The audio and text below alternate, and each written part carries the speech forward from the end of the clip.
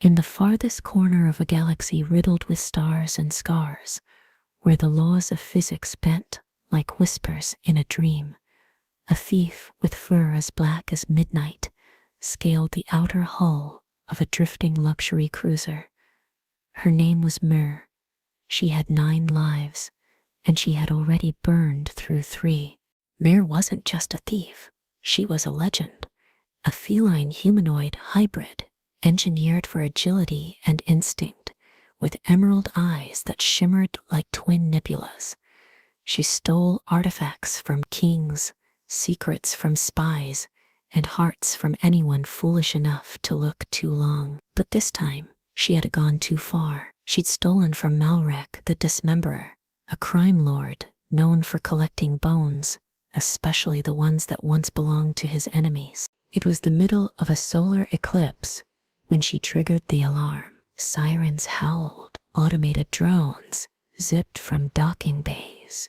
Myrr somersaulted off the cruiser and vanished into the shadows of the planetary rings below. But Malrek's wrath was only a breath behind her. Enter Kael Arden, a bounty hunter born from silence. He spoke rarely, smiled never, and wore his scars like medals. His ship, the Grimhound, tracked bounties across 7 systems, but he hadn't expected his next target to drop, literally, into his cargo bay. Myrr crashed through the hull in a storm of sparks, curled up like a comet, wrapped in leather and grace. Kael drew his plasma pistol. She raised her paws. "Before you shoot," she purred, "how do you feel about saving a damsel with a tail and a price on her head?" Kael didn't blink. "Depends on the price. 70,000 units, plus a chance to ruin Malrek's month." That was how it started, with distrust wrapped in charisma and a mutual need cloaked in danger. They fled through asteroid belts laced with mines, bartered passage from pirates with counterfeit stars, and shared oxygen in cold, hollow hideouts. Myrr laughed too easily. Kael never did, but something stirred. On the 3rd moon of Sierra 9, Kael caught her watching him while he calibrated the Grimhound's hyperdrive. Not a calculating look, something softer, something scared. "What happens if he catches you?" he asked. She looked away. "I die. And then I come back, different, emptier." That was when he learned. Myrr had 9 lives, literal, painful resurrections, each stripping away a part of her past. Each death reset her emotional memory. She remembered names, places, crimes, but not feelings, not faces she'd loved, not the warmth of a shared glance. "I've had 6, she whispered one night. 3 left, and I don't want to forget you." He didn't respond, but his hand found hers. The 7th time she died, it was Kael's fault.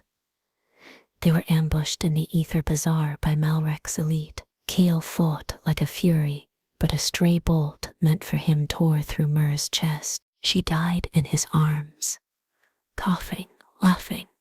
"You better be worth it." And then, silence. When she awoke, her eyes were still emerald, her reflexes intact, but her gaze cold. She pulled back from his embrace. "Who are you?" Kael stepped away. No one important.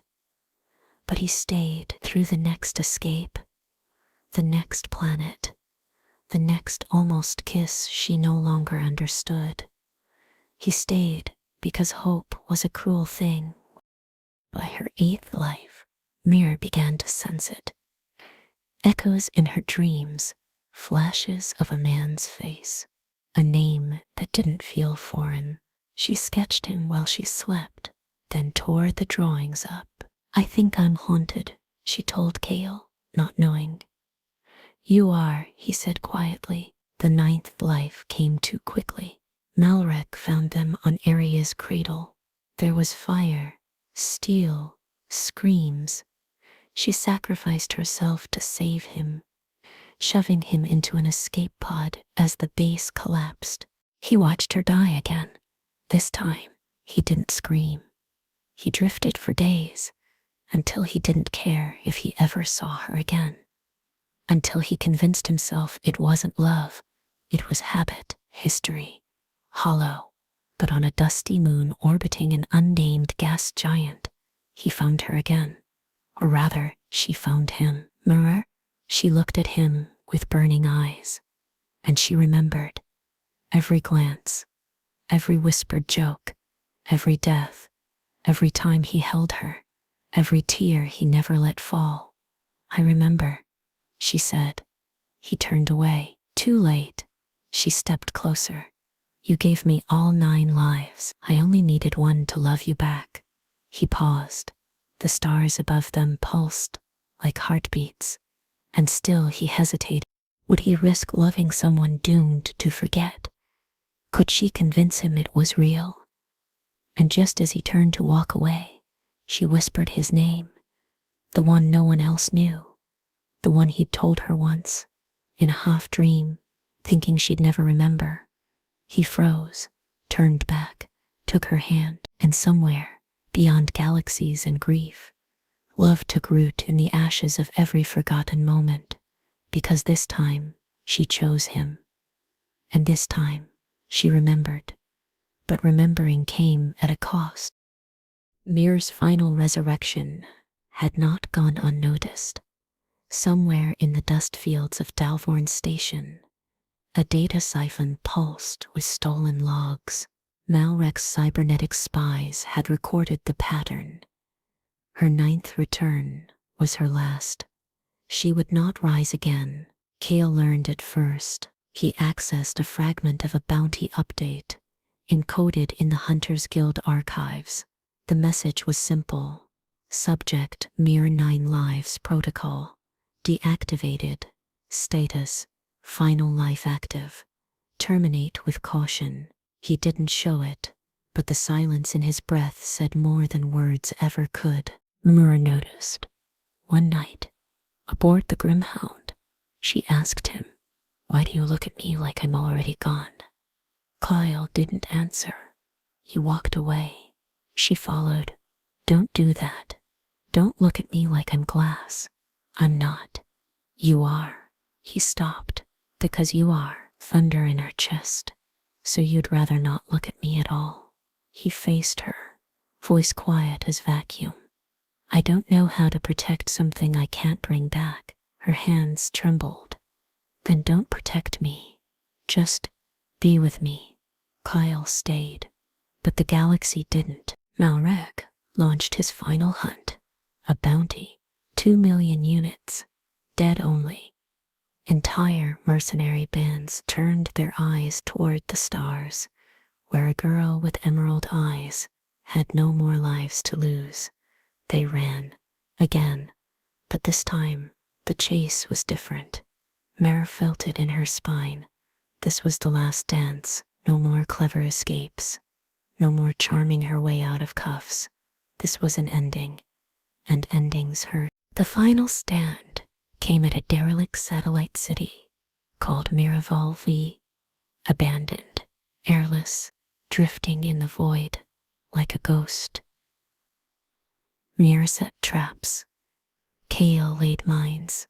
Together, they made a fortress from scraps.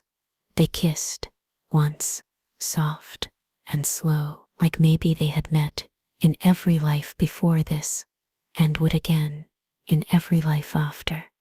The mercenaries came. The stars dimmed. The trap worked, mostly. But Kael was hit. A blast to the ribs. He collapsed beside her, breath shallow. "Go," he rasped. "No, you have to. I remember you. I'm not leaving you." He smiled. First time, then stay. So she did. They fought side by side until the end. A flare of light.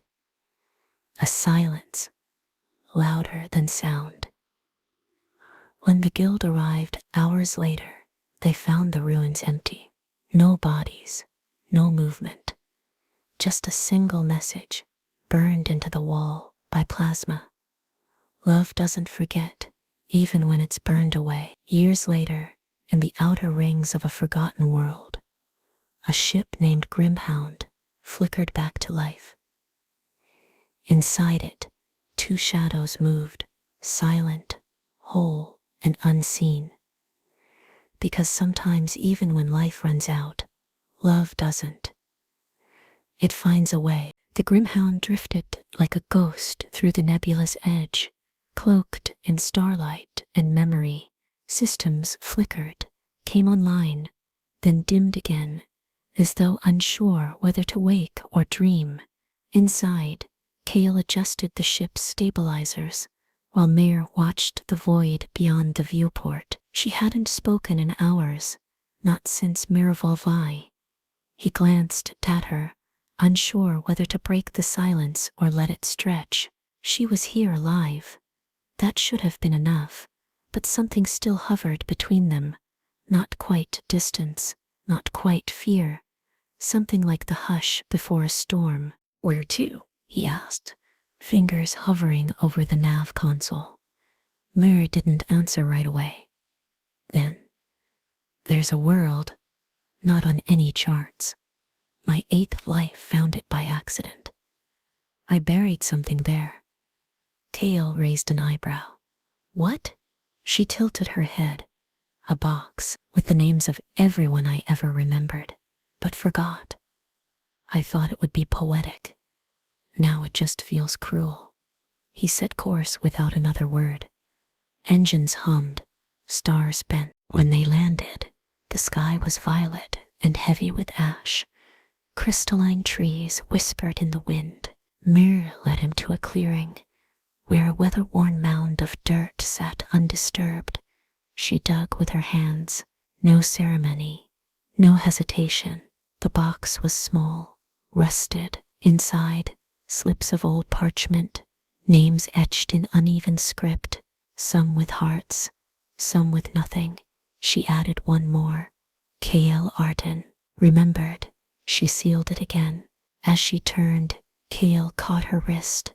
"What happens now?" he asked. Myrr looked at him, really looked. "Now, we stop running. You think Malrek is done? I think the galaxy is big, and we've only ever seen the worst of it." He released her wrist. "And if the worst finds us again?" She smiled. But it was different this time. Not flirty, not evasive. "Sure. Then we fight. Together. One life. One chance. That's all I've got, but I'd rather spend it burning with you than fading alone." Kael didn't reply. Instead, he pulled her close. For the first time, not like a man afraid of loss, but like one who had already lost everything and found it again. They stayed like that in the violet dusk, and above them, stars watched in silence.